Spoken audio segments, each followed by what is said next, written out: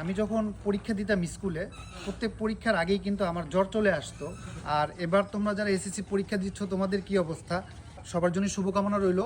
তো আমি একটা জিনিস শেয়ার করব, সেটা হচ্ছে যে এই এসএসসি পরীক্ষা যারা দিচ্ছে তাদের কিন্তু বাহিরের জগৎ সম্পর্কে ধারণাটা খুবই কম থাকে, যে কারণে দেখা যায় যে পড়াশোনা থেকে শুরু করে যে কোনো কিছুতে একটা অবহেলা থাকে, গাফলতি থাকে। কিন্তু এই পরীক্ষার রেজাল্ট বা এটা ভালো খারাপের উপর নির্ভর করে কিন্তু সামনের জীবনের একটা বড় বাস্তবতার সম্মুখীন কিন্তু হতে হয়। আমি একটা উদাহরণ দেই, যারা মার্কেটিংয়ে বা যারা একটা এনজিওতে জব করে, তারা কিন্তু আসলে বুঝে যে জীবনের বাস্তবতাটা কত কঠিন। তোমাকে বেতন ঠিকই দিবে, কিন্তু তোমার জীবন যৌবনের সর্বোচ্চ সময়টুকু কিন্তু তারা নিয়ে নিবে। পড়ালেখায় তো মন বসে না, কিন্তু শহরের আশপাশে যারা রিক্সা চালায় বা নির্মাণ শ্রমিক, তারা 6-7 ঘন্টা পরিশ্রম যখন করে, তাদের দিকে তাকালেই কিন্তু বোঝা যায় জীবনের বাস্তবতাটা কত কঠিন।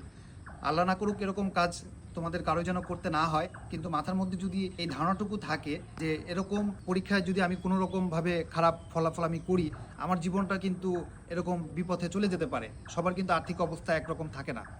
তাই জীবনকে যদি ফুলের মতো রঙিন করতে হয়, তাহলে এখন যতটুকু সময় তুমি পড়াশোনা করছো, তার থেকে মিনিমাম 2 ঘন্টা সময় তুমি বাড়িয়ে দাও।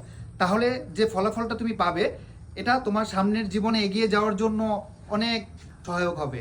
আর তুমি যদি এখনই গাফলতি করো, সেটা কিন্তু তোমাকে বহু দূর তোমাকে পিছিয়ে দিবে।